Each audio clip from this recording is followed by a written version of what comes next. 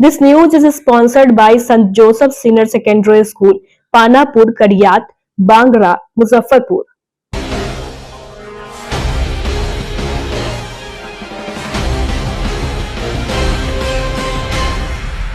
नमस्कार, स्वागत है आपका डेड न्यूज में और दिन भर की तमाम अहम खबरों के साथ मैं हूं आरती सिंह। आगे बढ़ने से पहले आइए नजर डालते हैं आज की खास खबरों पर।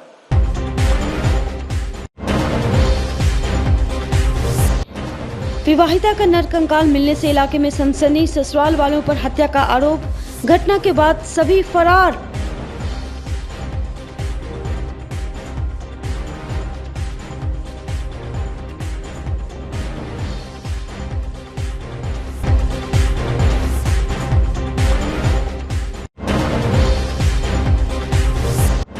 भीषण सड़क हादसे में होटल संचालक की दर्दनाक मौत, 2 घायल। घटना के बाद आक्रोशित लोगों ने किया सड़क जाम।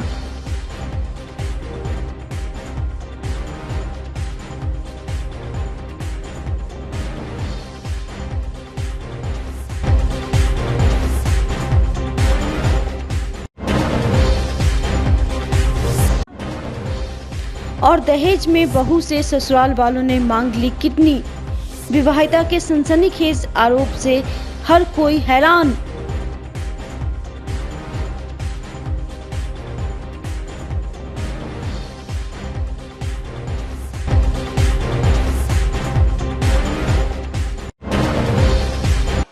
तो ये थी सुर्खियां और अब खबरें विस्तार से।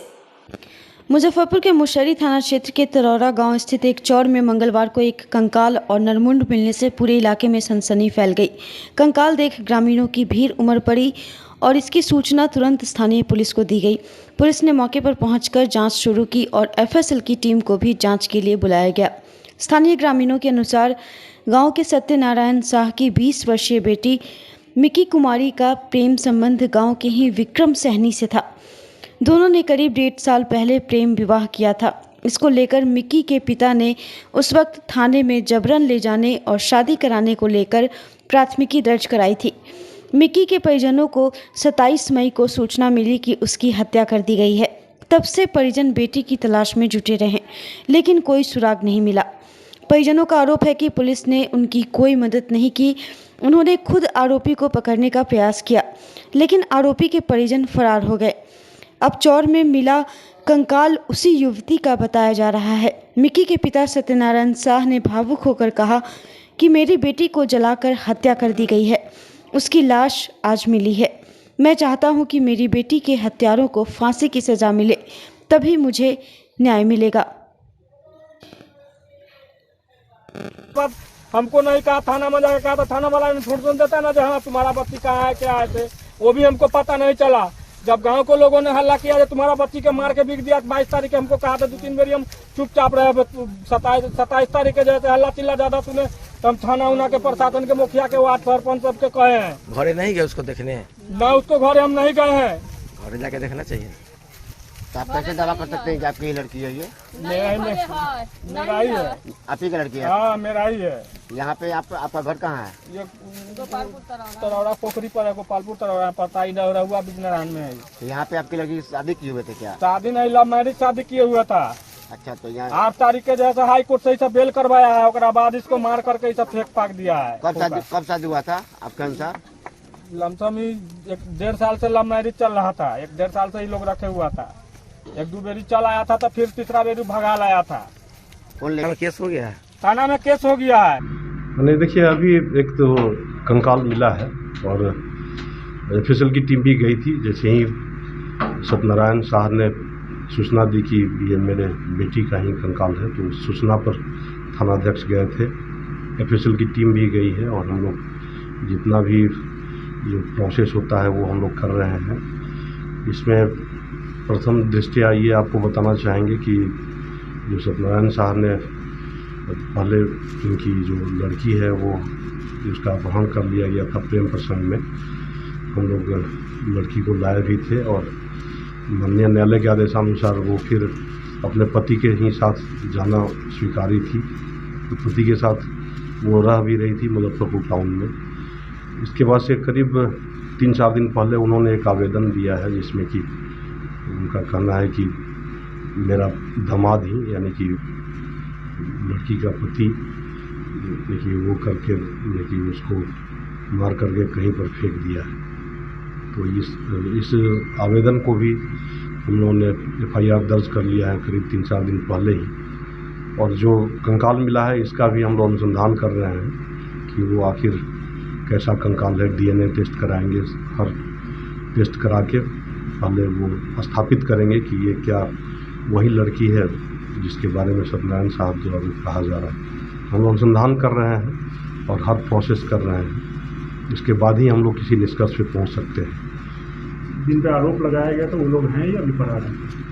नहीं, वो जब से वो देखिए इसके बाद भी एक और कांड दर्ज हुआ था, इसलिए कि इस बीच लड़की का देखिए तथाकथित लड़की का एबॉर्शन भी हुआ था, जिसको लेकर एक और कांड दर्ज हुआ था मुसहरी थाने में। और उस कांड के बाद से ही घर वाले फरार थे।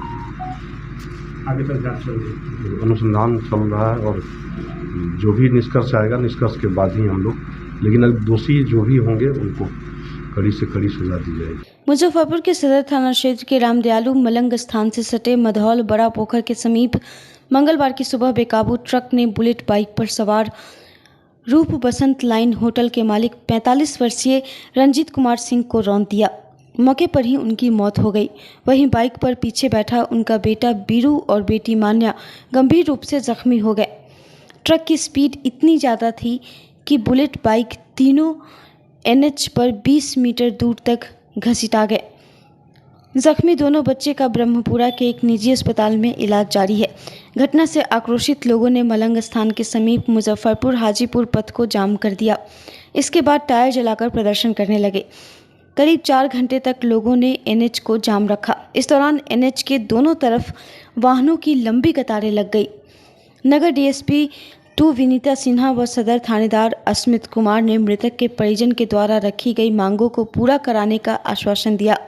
इसके बाद जाम समाप्त हुआ। पुलिस ने शव को कब्जे में लेकर पोस्टमार्टम के लिए भेज दिया। जानकारी हो कि तुर्की थाना के मधौल निवासी अरुण कुमार सिंह के पुत्र रंजीत कुमार सिंह रूप बसंत लाइन होटल चलाते थे। मंगलवार को उनके बच्चे का स्कूल में रिजल्ट आने वाला था। वह सुबह में अपने बेटे और बेटी को बुलेट बाइक पर बैठाकर स्कूल जाने के लिए निकले थे। इसी दौरान वह हादसे के शिकार हो गए। घटना के बाद से परिजनों में चीख पुकार मची हुई है। ग्रामीण अस्पताल में इलाजरत दोनों मासूम बच्चे की सलामती की दुआ कर रहे हैं।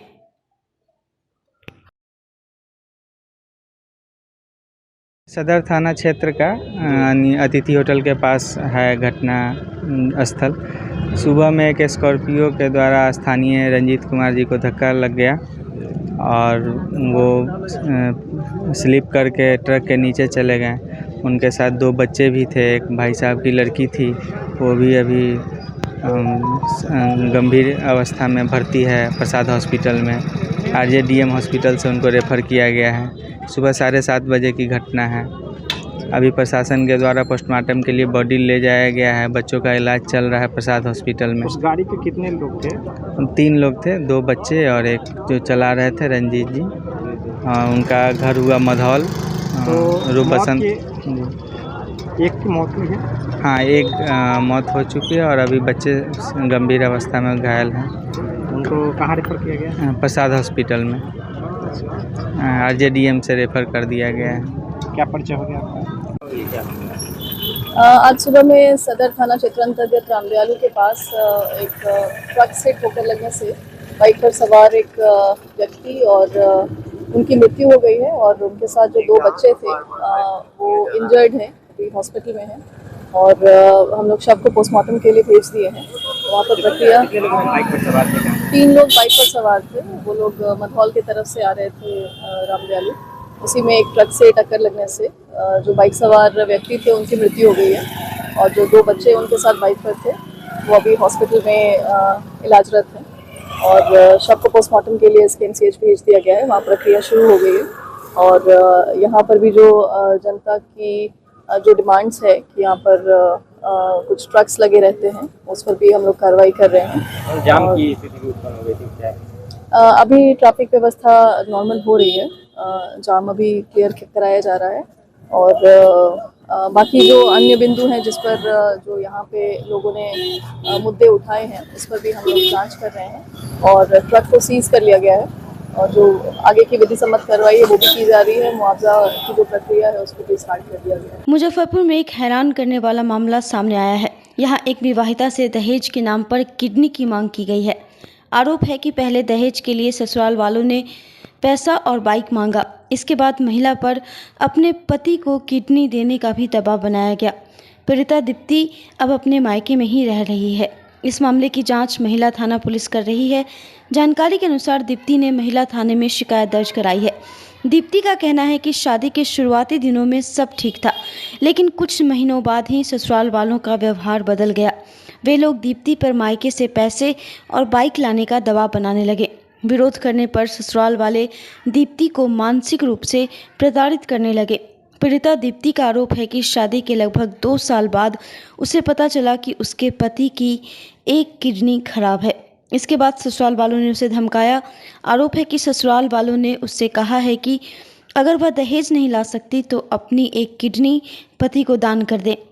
पहले तो यह बात मजाक में बोली गई थी, लेकिन धीरे धीरे इस पर दबाव बढ़ता गया।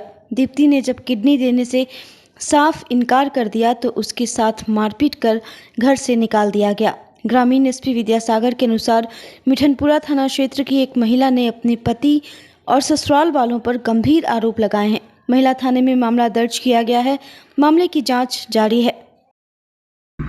ये नवविवाहिता ने महिला थाने में आवेदन दिया है, जिस पर कि प्राथमिकी भी दर्ज कर ली गई है। और वो मामला ऐसा है कि घर वाले, चूँकि उसकी शादी हुई तो शादी के बाद पता चला कि उसके पति का एक किडनी खराब है, तो घर वाले उस पर दबाव डाल रहे थे कि वो अपनी एक किडनी दान में दे दे अपने पति को। तो ये तो आपसी समझौते से होता है, और किडनी कोई अपना स्वजन ही या कोई अपना परिजन ही देता है। तो ऐसी स्थिति में अगर लड़की का मन नहीं है तो वो नहीं दे सकती है। उसने प्राथमिकी दर्ज कराया है, इस पर हम अनुसंधान कर रहे हैं। मुजफ्फरपुर के ब्रह्मपुरा थाना क्षेत्र के चांदनी चौक स्थित ओवरब्रिज से एक युवक ने अचानक छलांग लगा दी। इसके बाद मौके पर अफरा तफरी मच गई। देखते ही देखते स्थानीय लोगों की काफ़ी भीड़ जुट गई। लोगों ने इसकी सूचना पुलिस को दी। सूचना पर पहुंची डायल 112 की टीम ने घायल युवक को सदर अस्पताल में भर्ती कराया, जहां के डॉक्टरों ने बेहतर इलाज के लिए उसे मेडिकल भेज दिया है। युवक को पुल से छलांग लगाने के बाद उसका दोनों पैर टूट गया है। घायल युवक की पहचान नहीं हो सकी है। लोगों में चर्चा है कि गर्लफ्रेंड को धोखा देने के बाद उसने ये कदम उठाया है। फिलहाल पुलिस पूरे मामले की जांच कर रही है। ऊपर से छलांग लगाया लड़का हो, और छलांग लगा के यहाँ गिरा है। ऐसे गिरा, ऐसे गिरने के बाद में वो एकदम बेहोश हो गया है। 15 मिनट तक 10 मिनट तक बेहोश था। इसके बाद में 112 वाला गाड़ी आ गया उसी में। वो 112 वाला गाड़ी उठाकर उसको ले गया। क्या कुछ पता चला लड़का कहाँ का था, किस नहीं, पता नहीं था। हम लोग को कुछ पता नहीं लगा। हम लोग तो अपने धंधे में लगे हुए थे। क्या लड़का का स्थिति क्या कैसा था? जो गिरा से स्थिति था से उसको बाँह टूटा हुआ था, पैर फट गया है और भेजा में चोट लगा है उसका। कितने बजे की घटना है ये टाइम तो नहीं देखा है सर उस समय में। पुलिस आई है? पुलिस हाँ, पुलिस आ गया है उसी पर। तो लड़का कुछ पता चल पाया है कहाँ का है? नहीं मालूम चला है। काहे कूदे? जय हिंद जय भारत नाम है ना। हाँ, ऐसा ही नहीं कूदे। पुल पर से काहे कूद गए? पुर्जा का फोटो खींच लीजिएगा। हाँ, भाई कोई लड़की का चक्कर है? हाँ, पुर्जा का फोटो खींच लीजिएगा। तो फिर कोई लड़की का चक्कर है? तो फिर काहे कूदे? कोई दिक्कत था घर में? बताओ ना, हम लोग हिसाब दिलाएंगे। बताओ क्या हुआ? हाँ, नाम क्या है तुम्हारा? घर हमारा ले चलिएगा। हाँ, घर ले चलेंगे। पहले बताओ क्या हुआ है? घर कहाँ है तुम्हारा? कुछ नहीं हुआ। हाँ, घर ले चलेंगे। घर कहाँ है? घर कहाँ है तुम्हारा? घर कहाँ है? बताओ ना। समस्या से समाधान हो जाएगा, बोलो। घर कहाँ है? जहाँ सोने का जगह मिल जाएगा ना, वहाँ हाँ। अपने रह जाएंगे। अच्छा, कूदा का है ऊपर से? लैपटॉप के बारे में जानकारी नहीं था। कौन चीज के बारे में नहीं था? घर ले चलेंगे। बताओ।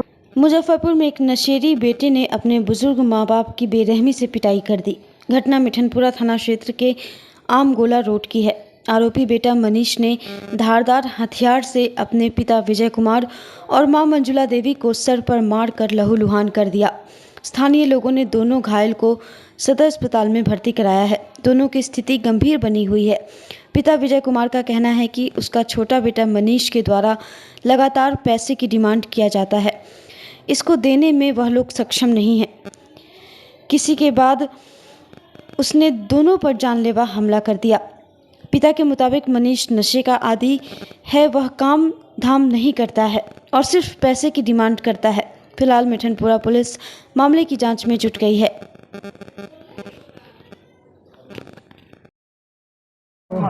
छोटा बेटा मनीष कुमार मारा हमको है, हमारी पत्नी को तो 1:30 बजे से घर बंद कर मारा है और खंती से मारा है और उसी टेबल से मारा है। पूरा 8-10 को जगह पेट फाड़ दिया है। हम जब गए 3 बजे घर पर तो हमको घर में खींच के बंद करके हमको बड़ा सब पेट फाड़ दिया है। फाड़ करके पूरा सब हाथ तोड़ दिया है, सब हाथ सब तोड़ दिया है, पूरा सब हाथ मनीष कुमार मारा। ऐसे ही है, पैसा लाओ, 5 लाख रुपये लाओ, पैसे ला के दो, गाड़ी खरीद दो, हम ऐसे करेंगे। रोज़ आके पी पा के आता है, शराब पी करके अब पैसा मांगता है, करता है। कितना बार पुलिस को भेजे उसको, फिर मार लगाते ठीक छोड़ा दिए, उसका परिणाम भोग रहे हैं। देखिए ये हाल है। अब क्या करें, हम मरने के समय पर आ गए हैं। हम वृद्ध हो गए, 70 वर्ष के वृद्ध हम हैं, वो 68 वर्ष की है। नहीं कहाँ से हम लोग ला के देंगे, कमाएंगे कहाँ से, क्या करेंगे। वो कहाँ खाएगा कि हम कहाँ खाएंगे, बताइए सर। हम बहुत तबाह परेशान हैं। हाँ बहुत सारा करता है, नशा करता है। आकर के पूरा हर कर्म से है, आकर के पूरा रोज घर में आकर मारपीट करता है, जगह फसाद करता है।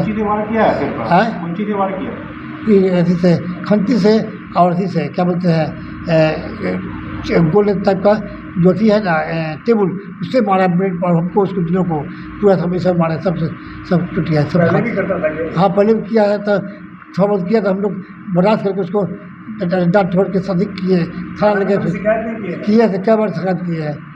बहुत IG का भी हम दिए, उसका मेरे पास प्रूफ है, IG का दिए तो किए हुए हैं। अब तब देखिए क्या करें, बहुत हमको सारा है। कोई पैसा नहीं अगर बताया इसको, इसको लिखिए कि बॉल सब कोई नहीं बताया है। आप सब जान रहे हैं, चिल्ला रहे हम लोग हैं, घर मान रहे आप सब सुन रहा है। कुछ गया करने के लिए इसको लिख के दीजिए, किसी सबका मिली बात है, सबका मिली बात है, तब नहीं गया, तब नहीं गया। कोई व्यक्ति चिल्ला रहा है, मार रहा है, उसको नहीं जाएगा घर में है। DPS ग्रुप ऑफ इंस्टीट्यूशन आपके लिए सुनहरा अवसर लेकर आया है। अगर आप ANM, GNM, BS nursing, post basic BSc nursing, B pharma, D pharma, polytechnic, BBA, BCA, B.Ed, DLEd, MBA, MCA, PGDM, paramedical, BTech या BA LLB plus LLB, MSc nursing में करियर बनाना चाहते हैं तो हम आपके साथ हैं। मुजफ्फरपुर, सीतामढ़ी, चंपारण और झारखंड के रांची, दुमका, देवघर में हमारी 14 शाखाएं हैं, जहां हम आपकी शिक्षा को प्राथमिकता देते हैं। हमारे पास बिहार स्टूडेंट क्रेडिट कार्ड और स्कॉलरशिप की विशेष सुविधाएं भी हैं। तो देर किस बात की, नामांकन के लिए तुरंत संपर्क करें 7643908777 पर। हम आपके उज्जवल भविष्य के लिए Saint Joseph senior secondary school, Panapur, Kariyat, Bangra, Muzaffarpur, affiliated to CBSE 10+2. Co-education. The school maintains a very efficient team of teachers equipped with physics, chemistry, biology, maths and computer lab. Career-oriented classes through counseling from Standard 6. Skill development through yoga, dance and music. Route-wise vehicle facilities available. Separate hostel facilities for boys and girls. School is always ahead in participating cultural, literacy and other similar activities both at city and state level. Our result in boards, IIT, PMT show our effort. Registration for admission is going on.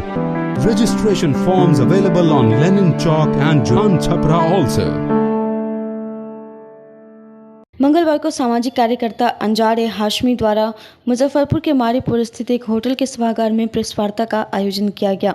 Hashmi ने बताया कि सरकारी school राजकीय उत्क्रमित मध्य विद्यालय उर्दू पंचगछिया प्रखंड बोछा के शिक्षक परवेज आलम पिता अजीज अहमद का भ्रष्टाचार चरम पर है। उन्होंने बताया कि परवेज आलम सरकारी स्कूल में बतौर शिक्षक कार्यरत हैं और उनके साथ ही यह अवैध रूप से स्कूल के आगे एक नर्सिंग होम और मेडिसिन शॉप भी चलाते हैं, जो नियम संगत नहीं है और अपराध की श्रेणी में आता है। गौरतलब है कि शिक्षक परवेज आलम के पास किसी भी प्रकार की कोई मेडिकल डिग्री या डिप्लोमा आदि नहीं है, न ही इनके पास कोई मेडिकल लाइसेंस है। फिर भी परवेज आलम पंचगछिया प्रखंड बोछा में अजीज मेडिकल हॉल नाम से अपना प्राइवेट नर्सिंग होम चलाते हैं और उसमें बतौर डॉक्टर कार्य करते हैं, जिसका पूरा प्रमाण उन्होंने दिखाकर सरकार से कार्रवाई करने की मांग की है। पूरे मामले पर civil surgeon doctor Ajay Kumar ने कहा कि मामला संज्ञान में आया है और उनकी अध्यक्षता में जांच के आदेश दिए गए हैं। जांच रिपोर्ट आने पर विधि सम्मत कार्रवाई की जाएगी। सिविल सर्जन ने तो पूरा शिकायत का कॉपी हम आपके सामने पेश कर दे रहे हैं। ये जो डेट है ये लास्ट 31/5/2025 को यहाँ पे डेट है। आश्वासन हमको वहाँ से रिटर्न मिला है कि इसकी एक एक प्रति हम आपको देंगे, जिसमें रिटर्न मिला है कि इनके ऊपर जांच बैठाया जाए, सघन जांच बैठाया जाए बहुत जल्द, और इसकी सूचना जांच में क्या पाया गया हमें रिटर्न किया बताया जाए। अब आपकी क्या मांग? अब हमारी मांग यही है कि आप लोग जो पत्रकार लोग हैं, ये यहाँ के चौथे स्तंभ माने जाते हैं हमारे डेमोक्रेसी के, तो हमारे माध्यम से जो हम दबे कुचले लोग हैं और जो लोग इस चीज़ को अवेयर नहीं है। ये कहाँ के रहने वाले हैं? ये बेला पंचगछिया प्रखंड बोछा में आता है और झपहा पोस्ट ऑफिस होता है, बेला पंचगछिया गाँव है, वार्ड 16 है। वार्ड 16 में ये निवासी हैं। इनके सरकारी स्कूल जो है वो उत्क्रमित मध्य विद्यालय उर्दू बेला पंचगछिया झपा, इनके घर के पीछे स्कूल और घर के सामने ये हॉस्पिटल चलाते हैं। आपका क्या परिचय हुआ? मेरा परिचय अंजार अहमद हाशमी हुआ। मैं भी निवासी बेला पंचगछिया का ही हूँ और मैं सोशल एक्टिविस्ट हूँ, यानी समाज सेवक हूँ। लोगों के बहुत कंप्लेन हमारे पास आए। जो डॉक्टरी का वो जो इस इलाज के बारे में डालते हैं फेसबुक पर, उनकी डिग्रियां मांगे आपकी? जी, हमने सब पड़ताल किया, इनके पास कोई डिग्री नहीं है। इनकी जो अजीज मेडिकल हॉल जो मैं आपको फोटो दिखा रहा हूँ, इस मेडिकल का उन्होंने अपने पत्नी के नाम पे दवाई बेचने का मेडिकल स्टोर छोटा रूरल एरिया में एक लाइसेंस लिया हुआ है। उसकी आड़ में ये कंप्लीट हॉस्पिटल चलाते हैं। अगर आप लोग जाके देखें, इनके यहाँ पे स्ट्रेचर है, सर्जिकल पूरे सामान है, लोगों के ऑपरेशन करते हैं। जो हमने साक्ष्य आपको पेट दिखाया, एक एक बच्चे का किस तरह का पेट है, वो सब ये उसी आड़ में एक मेडिकल स्टोर के लाइसेंस पत्नी के नाम पे लेने के बाद ये धड़ल्ले से डॉक्टरी करते हैं और सबको बताते हैं कि हम डॉक्टर हैं, जबकि इनके पास कोई चीज़, कोई भी एक भी डॉक्टर का कोई भी प्रमाण नहीं। ले लीजिए मेरा परिचय ना, देखिए बोलूं, मेरा परिचय अंजार अहमद हाशमी हुआ। हम एक व्यवसायी भी हैं, जो हमारा कारोबार अदर स्टेट में भी है और यहीं से हम बॉर्न एंड बॉटअप हैं। बिहार से ही, मुजफ्फरपुर से ही हमारा ग्रेजुएशन हुआ है और हम यहीं पढ़े। बाद में अपने व्यवसाय के लिए हम बाहर भी गए, लेकिन हम अपने मिट्टी से जुड़े हुए रहते, सोशल एक्टिविस्ट करते रहते, अच्छे बुरे सामाजिक कार्य में हम शामिल रहते हैं। तो इस तरह से कई कंप्लेन हमारे सामने आया कि भैया ऐसा ऐसा होता है, ये दबंग किस्म के इंसान हैं, हम इनके खिलाफ आवाज़ नहीं उठा सकते हैं, ज़मींदार हैं, इनके ज़मीन में हम जाएंगे, हमारा पाँव तोड़ेंगे, हाथ तोड़ेंगे। तो आप लोग इस पे तो पढ़े लिखे हैं और आप दुनिया के लिए कुछ उठाते हैं, करते हैं। गाँव के लोगों ने कहा आप तो कुछ इसके ऊपर ध्यान दीजिए, तो हमने ध्यान देना। ऐसा एक मामला संज्ञान में आया है, जिसके लिए जांच के लिए संबंधित प्रभारी चिकित्सा पदाधिकारी को निर्देश दिया गया है कि अपने स्तर से, अपने अध्यक्षता में जांच कराकर और शासकीय प्रशासन के सहयोग से नियमानुकूल कार्रवाई करते हुए कृत कार्रवाई से हमें अवगत कराएं। जांच रिपोर्ट प्राप्त होती है, उसके अनुसार कार्रवाई की जाएगी। सर, कई वर्षों से है, स्वास्थ्य विभाग को भनक नहीं लगी, ऐसी शिकायत ग्रामीणों की भी।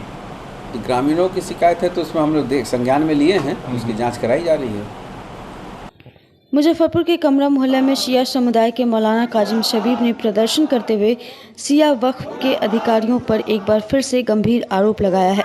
मौलाना का कहना है कि वक्फ की भूमि पर वक्फ अधिनियम के विरुद्ध वक्फ बोर्ड के भ्रष्ट अधिकारियों, मुतवल्ली और भूमाफियाओं की मिलीभगत से वक्फ जमीन को अवैध रूप से बेचने और अवैध तौर पर लीज पर देकर बर्बाद कर रहे हैं।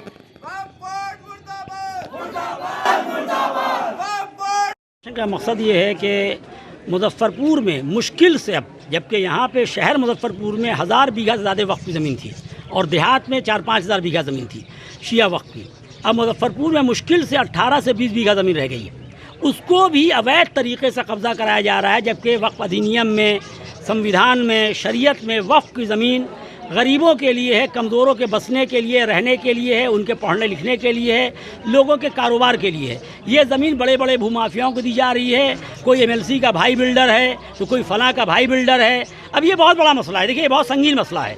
अब यहाँ पे एक इमामबाड़ा खुदाजी बेगम को होता था, उसे गिरा दिया गया। अब वो 15 जून को सुन रहे हैं कि वहाँ के ऊपर शिलान्यास होगा। हमारा कहना है कि 144 लगाया जाए, नहीं तो 15 जून को वहाँ पे बहुत बड़ा प्रोटेस्ट होगा। जो 200 साल पुराना इमामबाड़ा था जहाँ मजलिस होती थी, उसे गिरा दिया गया है, जबकि उसी वक्फनामे में एक ज़मीन ऐसी है कि जिसमें लोग रहेंगे, मजलिस करेंगे और बेचेंगे नहीं। लेकिन उसको वो कहते हैं कि वो नहीं है, तो वो गया कहाँ? जिस जगह 3 पुश 4 पुश लोग मुतवल्ली हों, वहाँ की ज़मीन गायब है तो क्या चाइना ले जाएगा ज़मीन? बेईमानों ने उन्होंने बेईमानी की है। उसी तरह कलुआ 170 बीघा में 8 बीघा ज़मीन रह गई थी, उसके ऊपर ना मालूम क्या बन रहा, कोई बोर्ड नहीं लगा हुआ है। सिनेमा हॉल बन रहा है, कबड्डी का मैदान बन रहा है, स्कूल बन रहा है, लेकिन जो बने हमको बहस नहीं, वो अपनी ज़मीन पे बने, जो जिस काम के लिए। वक्फ की ज़मीन गरीब शियों के लिए, उसके ऊपर मुजफ्फरपुर में बेपनाह शिया बेघर हैं। वो शिया वक्फ की है, कानून संविधान से उस पर गरीब शिया को बसाइए, जिनके पास घर नहीं है। अब तो ज़मीन नहीं रहेगी, जो बची वो भी भूमाफिया को दे दिया जाए, ब्यूरोक्रेट को दे दिया जाए। हम लोग ये बर्दाश्त नहीं करेंगे। जहाँ पे हमारे हिंदू भाई का रामलीला होता है साल में एक बार, उस पर ना कोई मॉल बनता है ना कोई स्कूल बनता है। ईदगाह पे 2 दिन नमाज होती है, ईद बकरीद में, उसके ऊपर ना स्कूल बनता है ना मॉल बनता है। ये हम शियों की ज़मीन के ऊपर, जहाँ मुहर्रम की मजलिस होती है, पीछे मुजफ्फरपुर की बहुत बड़ी आज़ादारी होती है, पूरा शहर मुजफ्फरपुर का जमा होता है। 3-4 बीघा ज़मीन गायब है, 3 बच गई थी, उसके ऊपर मॉल बन रहा है। इतना बड़ा मजमा जमा होता है, स्टैम्पेड होगा तो वक्फ बोर्ड जिम्मेदार होगा और हर शख्स जिम्मेदार होगा जो उसके ऊपर रोक नहीं लगा रहा है। भीड़ बढ़ती जा रही है, औरतों का, बच्चों का मजमा बढ़ता जा रहा है। लोग कहाँ रहेंगे, पार्किंग क्या होगी, लोग कैसे आएंगे? कोई कभी स्कूल कॉलेज के नहीं है, सब ब्यूरोक्रेट को बना के लोग बिल्डर्स को दे रहे हैं। जो जहाँ बनाना बना, कानून के लिहाज से काम हो। इसलिए अभी ये प्रदर्शन हो रहा है कि मजलिस की ज़मीन पे, इबादत की ज़मीन पे कुछ कोई जो और चीज़ ना बने, संविधान और कानून से काम हो। जो गरीबों की ज़मीन, उस पर गरीब बेघर बसाए जाएँ, उनको बसाया जाए। मुजफ्फरपुर में इतनी संपत्ति अभी भी है कि अगर उसको सही तौर पे इस्तेमाल किया जाए शियों की, तो जितना गरीब शिया पढ़ना चाहता है, चाहे वो लंदन जाके, अमेरिका जाके, जहाँ तक ईरान जाके, चाइना जाके, हिंदुस्तान की बड़ी बड़ी, खुद यहाँ बड़ी बड़ी यूनिवर्सिटीज़ है, इसमें पढ़ना चाहेगा पढ़ सकता है। लेकिन ये पैसा खर्च हो रहा है। फलां के बेटे की शादी 5 स्टार हॉल में हो रही है, फलां का वलीमा 5 स्टार हॉल में हो रहा है, फलां बेटी की शादी। ये सब वक्फ के लोग हैं जो अपने बाल बच्चियों की शादी, गरीब बच्चियों के शादी का पैसा खा के, गरीब बच्चों के शादी का पैसा खा के, गरीब बच्चों के बिजनेस का पैसा खा के, हम लोग बर्दाश्त नहीं करेंगे। ये हिंदुस्तान है, अफगानिस्तान और सीरिया और बांग्लादेश नहीं है। हम यहाँ की फ़िज़ा में सांस लेते और लेंगे, और कम से कम हमारे दरमियान और सरकार के दरमियान वो लोग राब्ता ना हो जो दलाली करते हैं। जैसे हमारे पास टेप है, एक लड़का है जो कहता है मौलवी शबीब को पिटवाते हैं, उसके लोगों को पिटवाते हैं। हम लोग प्रशासन को मोटिवेट करके मौलाना को, उनके लोगों को पिटवाते हैं, ज़मीन बेचते हैं। ये लोग रोज़ थाने की गाड़ी पे घूम रहे हैं। अगर ये टेप सही है तो फॉरेंसिक जांच करा के। शहर में कमज़ोरों में डर का माहौल है। 10 रुपया जिसके पास नहीं कि जाके बेचारा गरीब आदमी कोर्ट में खड़ा हो सके, उसको इतना फंसा दे रहे हैं केस में, जो बोले केस। हमारे ऊपर 48 केस, कौम के ऊपर 200 केस, कल हो सकता है फिर मेरे पर केस हो जाए किसी चीज़ का। ऐसे नहीं होगा, ऐसे होगा। हम लोग हिंदुस्तान की आज़ाद फ़िज़ा में हैं, हमारा हक़ हमें दिया जाए। हम शरीफाना ज़िंदगी जीना चाहते हैं, किसी के मामले में पड़ना नहीं चाहते हैं। हमें हमारे इमामबाड़े की ज़मीन, गुरबा की ज़मीन वापस की जाए, ताकि हम हिंदुस्तान को और आगे लेके बढ़ सकें और ये जन्नत का नमूना हो जाए। ये प्रोटेस्ट आज इसलिए है, अभी तक परमिशन नहीं आया है। अगर परमिशन आएगा तो डीएम ऑफिस तक हम मार्च करेंगे, वहाँ मेमोरेंडम देंगे और अपनी मांग को वहाँ रखेंगे। और अब हमारा ये करीब जान लें कि अगर आज परमिशन नहीं आया तो हो सकता है कि 17 जून को एक प्रोटेस्ट करें 3 से 5, बस जो एक आखिरी प्रोटेस्ट शहर से गुजरते हुए सारी दुनिया देखेगी। उसके बाद हम कोई इस जनता सब काम छोड़ के आई हुई है, धूप में आए हुए बूढ़े बूढ़े लोग तैयार हैं अपने हक के लिए, आइंदा नस्लों के हक के लिए। अब हम प्रोटेस्ट नहीं करेंगे। युवा राजद के पूर्व प्रदेश उपाध्यक्ष सह रविदास महासभा के जिलाध्यक्ष सुरेश राम उर्फ भोला राम ने मंगलवार को मुजफ्फरपुर के नवयुवक समिति ट्रस्ट के सभागार में प्रेस वार्ता का आयोजन कर राजद के संगठनात्मक चुनाव के मुजफ्फरपुर जिलाध्यक्ष पद पर दावेदारी की घोषणा की। इस दौरान उन्होंने कहा कि यह ताकत व हिम्मत हमारे नेता लालू प्रसाद यादव जी की ही देन है कि आज दलित रविदास समाज के साधारण राजद कार्यकर्ता सुरेश राम भोला मुजफ्फरपुर राजद जिलाध्यक्ष 2025 के पद पर अपनी दावेदारी करने का साहस किया है। हम राष्ट्रीय जनता दल युवा राजद पूर्व प्रदेश उपाध्यक्ष रह चुके हैं और आज वर्तमान में हम राजद के सदस्य हैं। हम अनुसूचित जाति दलित वर्ग से आते हैं। अनुसूचित जाति में अगर कास्ट कहिए तो हम रविदास जाति से हैं और राष्ट्रीय जनता दल के हम बहुत दिनों से कार्यकर्ता हैं। तो अभी कुछ दिनों पहले राजद के जो हमारे कार्यकर्ता लोग हैं, सांसद साथी मित्र बंधु हैं, उन लोगों का एक विचार आया कि भाई राष्ट्रीय जनता दल का चुनाव संगठनात्मक चुनाव होने वाला है 2025। सो इस बार आप अपना उपस्थिति दर्ज कीजिए। जो संवैधानिक तरीका है पार्टी का और हमारे आदरणीय नेता श्री लालू प्रसाद यादव, तेजस्वी यादव जी का, उसी के आलोक में लोगों का विचार है कि भाई अपना आप बात रखिए, दावेदारी रखिए। तो इसी क्रम में हम रविवार को, जो रविवार बीता है, हम गए पटना। हम अपने आदरणीय नेता श्री लालू प्रसाद यादव जी से मिले। हम अपना जो वो बात था वो कागज़ पर लिखे हुए थे, साहब के हाथ में दिए और जो एक बात बोले, फिर वहाँ से हम चले। बोले कि हुजूर, हम आपसे आशीर्वाद लेने आए हैं। राष्ट्रीय जनता दल के जिलाध्यक्ष का चुनाव है, हम दलित वर्ग से हैं, रविदास जाति से हैं, तो आपका आशीर्वाद है। अच्छा ठीक है जाओ। फिर आए यहाँ, लोगों से मीटिंग किए, बात किए, बैठक किए। तो लोगों का विचार हुआ कि भाई आज मीडिया के बंधु से का लोगों को लीजिए, अपनी बात को पार्टी कार्यकर्ता के बीच, समाज के बीच, जनता के बीच में रखिए कि भाई हमको मदद चाहिए और हम इस बार 2025 में राष्ट्रीय जनता दल के उम्मीदवारी जो 2 दिन के बाद है, हम उम्मीदवारी राष्ट्रीय जनता दल जिलाध्यक्ष का उम्मीदवारी जो 2 दिन के बाद है, उसका हम सब भाई साहब साथी के सहयोग से हम करेंगे। रमेश गुप्ता के खिलाफ आप चुनाव लड़ रहे हैं ना? नहीं भैया, हम किसी के खिलाफ नहीं, न किसी के समर्थन नहीं। हम अपने नेता, आदरणीय नेता श्री लालू प्रसाद यादव, आदरणीय नेता श्री तेजस्वी प्रसाद यादव बिहार के मुख्यमंत्री कैसे बने, हम लोग उस पर काम करते हैं, उस पर विचार करते हैं, उसके लिए संघर्ष करते हैं और हम किसी के खिलाफ नहीं। वो हमसे मतलब आप अपनी दावेदारी कर रहे हैं जिलाध्यक्ष के लिए? जी, जिलाध्यक्ष के लिए, क्योंकि संविधान, हमारा जो पार्टी का जो संविधान है, जो लोकतांत्रिक अधिकार है, उसी के दायरे में रह के उसी के अनुसार हम अपना दावेदारी जिस दिन चुनाव होगा मुजफ्फरपुर में, मुजफ्फरपुर राष्ट्रीय जनता दल जिलाध्यक्ष पद के लिए हम करेंगे। न हम किसी के विरोध में हैं, न किसी का, न वो हमसे उम्र में बड़े हैं, तो ऐसा कुछ नहीं है। हमको सबका मदद चाहिए, सबका आशीर्वाद चाहिए। 4 करोड़ युवा बिहार से पलायन सिर्फ रोजगार की तलाश में कर गए। ऐसे पलायनवादी नीतीश सरकार को बिहार की जनता 2030 में बर्दाश्त नहीं कर सकती। ये बातें मंगलवार को जिला कांग्रेस कार्यालय तिलक मैदान में NSUI के राष्ट्रीय सचिव चुन्ना सिंह ने प्रेस वार्ता में कही और सरकार पर जमकर हल्ला बोला। चुन्ना सिंह ने बताया कि गुरुवार 12 जून को बिहार में बढ़ती बेरोजगारी के खिलाफ बेरोजगारी रोको नौकरी दो के लिए रोजगार कार्यालय गन्नीपुर में जन आंदोलन किया जाएगा। वहीं प्रेस वार्ता से पूर्व जिलाध्यक्ष अरविंद कुमार मुकुल ने NSUI के राष्ट्रीय सचिव चुन्ना सिंह और नवनियुक्त NSUI के जिलाध्यक्ष आदित्य पासवान को अंगवस्त्र देकर सम्मानित किया।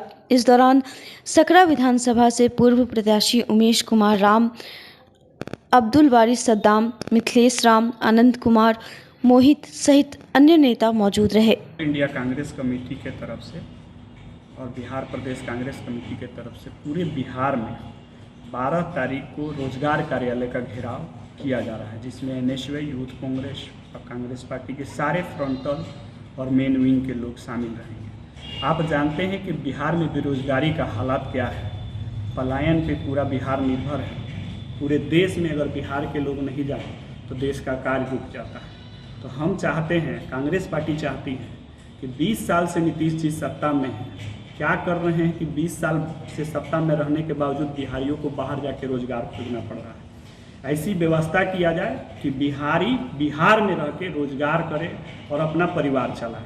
ऑल इंडिया कांग्रेस कमेटी के राष्ट्रीय सचिव आदरणीय नीरज कुंदन जी 12 तारीख को मुजफ्फरपुर में आ रहे हैं। उनके नेतृत्व में और उनके उपस्थिति में एक घेराव होगा।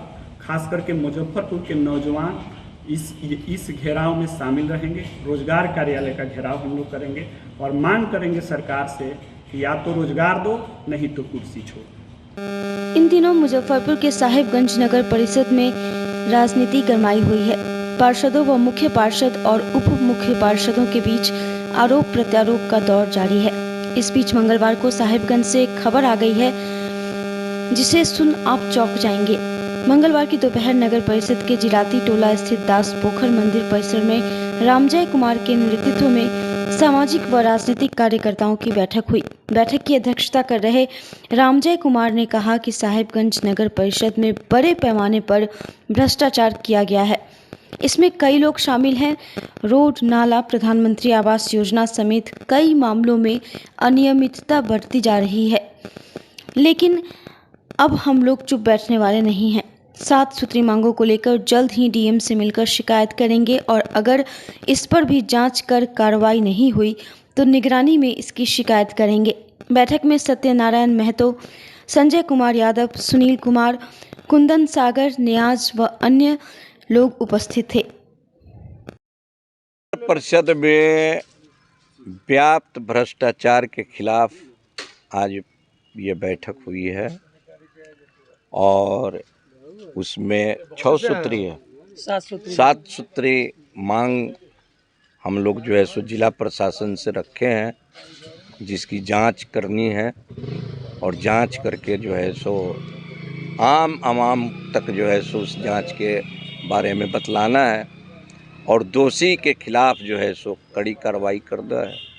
क्या भ्रष्टाचार है बताइए इसके बारे में। भ्रष्टाचार है वो समरसेबुल में भी भ्रष्टाचार है, मास्क लाइट में भ्रष्टाचार है, ये सोलिंग में भ्रष्टाचार है। सोलिंग जहाँ हुआ है वहाँ मानक पटल नहीं लगा है, स्कीम कितने का है, खर्च कितना करना है, ताकि जो है सो आम जनता जान जाए, एक भी नहीं लगा है। ये दुर्भाग्य की बात है। क्या लगता है कौन कौन लोग मैंने भ्रष्टाचार में शामिल हैं? हम तो बोले हैं कि अकंठ नहीं, सर से ऊपर भ्रष्टाचार जो है सो नगर परिषद में व्याप्त है, उसकी गहन जांच होनी चाहिए।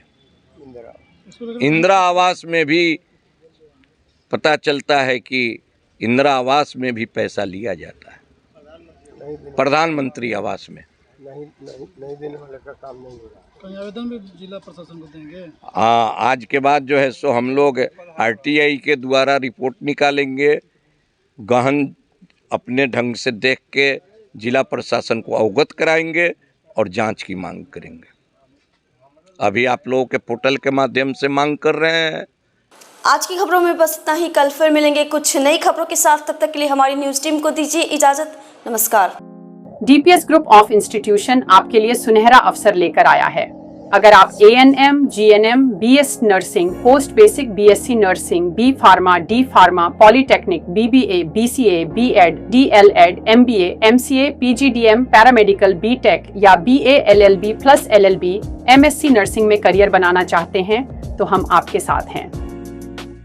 मुजफ्फरपुर, सीतामढ़ी, चंपारण और झारखंड के रांची, दुमका, देवघर में हमारी 14 शाखाएं हैं, जहां हम आपकी शिक्षा को प्राथमिकता देते हैं। हमारे पास बिहार स्टूडेंट क्रेडिट कार्ड और स्कॉलरशिप की विशेष सुविधाएं भी हैं। तो देर किस बात की, नामांकन के लिए तुरंत संपर्क करें 7643908777 पर। हम आपके उज्जवल भविष्य के लिए Saint Joseph senior secondary school, Panapur, Kariyat, Bangra, Muzaffarpur, affiliated to CBSE 10+2. Co-education. The school maintains a very efficient team of teachers equipped with physics, chemistry, biology, maths and computer lab. Career-oriented classes through counseling from Standard 6. Skill development through yoga, dance and music. Route-wise vehicle facilities available. Separate hostel facilities for boys and girls. School is always ahead in participating cultural, literacy and other similar activities both at city and state level. Our result in boards, IIT, PMT show our effort. Registration for admission is going on. Registration forms available on Lenin Chowk and Jan Chhapra also.